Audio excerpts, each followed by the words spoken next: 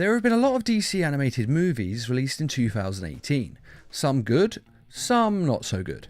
But with the end of the year coming soon, I decided to do a video on what DC animated movies were going to be released in the year 2019. So let's start with the one that we're all looking forward to the most, The Reign of the Supermen. Said to be released early on in 2019, this film is the sequel and second part to the Death of Superman film.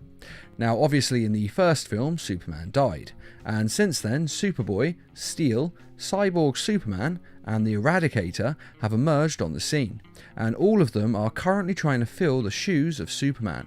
Whilst Lois Lane tries to work out who they all are, and the love of her life has actually come back as one of these characters.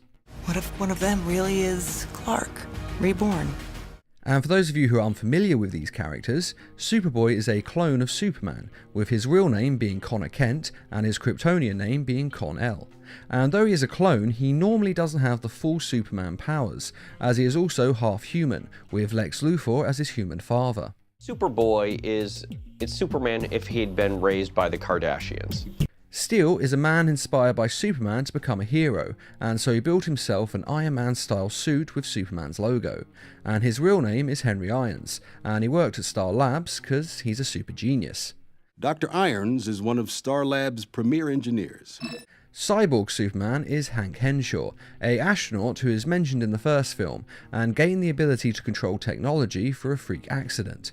Though unfortunately his body was changed into a kind of ghost-like creature, and he essentially possesses a Superman robot that's almost as powerful as Superman is himself. Cyborg Superman is really the power of Superman. And finally we have the Eradicator, who is basically a Kryptonian computer who makes itself a body based on Superman's body. Though of course I have to say that's what these characters are usually like in the DC comics, but of course the Reign of Superman film may change their backstory slightly. I've got to say I'm actually most excited about this film out of the ones being released, as I'm looking forward to seeing 4 different types of Superman all in one film, plus the inevitable fight between them all when the real Superman returns from the dead. Next we have the Justice League vs the Fatal 5 movie, set to be released in the spring. Now the Fatal 5 are a supervillain team in the future, so this film could see the Justice League going forwards in time and joining the future heroes team, the Legion of Superheroes, and then together they fight the Fatal 5 then. Or the Fatal 5 could travel back in time to the modern day in order to change the past, and again have to fight the Justice League, who of course are going to try and stop them. Though we'll have to wait and see exactly what happens, and we'll also have to wait and see which villains they will be as well, though the original Fatal 5 members were Farrock, a small-time crook turned super genius thanks to the cybernetic implants installed after a robbery job literally blows up in his face. The Emerald Empress, who wields the immensely powerful Emerald Eye of Ekron. Validus, who is the child of 2 of the founding members of the Legion of Superheroes, one being Lightning Lad and the other being Saturn Girl, and Darkseid kidnaps this child and sends it backwards in time, and then he transforms it into a monstrous being who has a very simple mind that can easily be controlled by the Emerald Empress. And this creature also has a Superman level of strength and has a sort of telepathic / electrical attack that shocks a person's mind and knocks pretty much anyone to the floor. There's also Mano, who has an antimatter touch and is considered to be one of the greatest murderers in the entire galaxy. And the Persuader, who wields an atomic axe capable of cutting through anything, even Superman's invulnerable flesh. Now these members could all feature in the film, but again bear in mind that the creators may make a few changes to the lineup. Next we have Batman Hush, which is set to be released in the summer of 2019. Now the Hush story is of course one of the most famous Batman comic stories, and he's also one of Batman's biggest villains, and one of the villains who hates Batman the most. And though the character has appeared in the Arkham game series and some of the LEGO Batman games, this is the first time that he's in a DC animated film.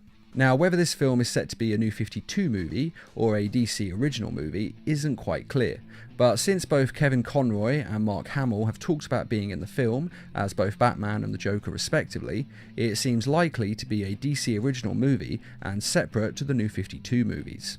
And next we have Wonder Woman Bloodlines, which has yet to have any details released at this time, except that it will be released in 2019 and most likely will be the last of the DC animated films released. Now it's actually taken a long time for Wonder Woman to get her own animated film.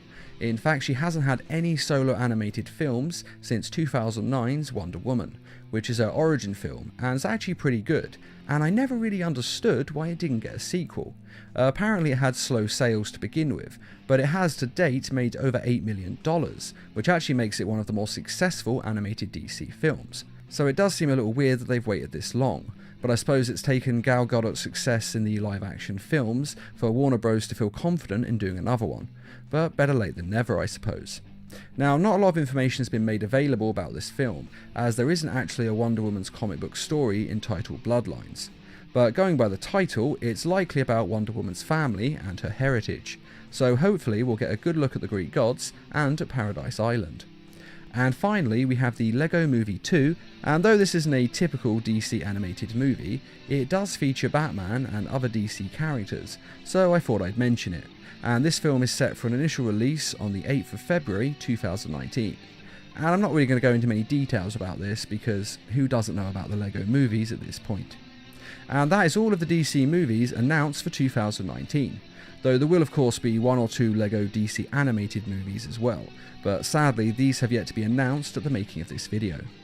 I do have to say that other than the Superman Reign of the Supermen film, the only other one of these that fills me with a great sense of anticipation is the Batman Hush film, because the Batman Hush is a classic Batman comic, and it could actually be quite a good film.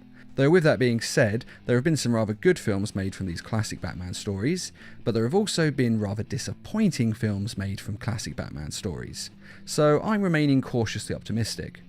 But the best news about 2019 so far is that Warner Bros. Are releasing 4 films straight to DVD of DC animation, instead of the usual 3 that they release each year. Now, this could actually be a sign that they're going to start releasing more animated films each year, instead of the usual 3 that we get each year. And although there have actually been more than 3 films released in previous years, most of these are by other companies than Warner Bros.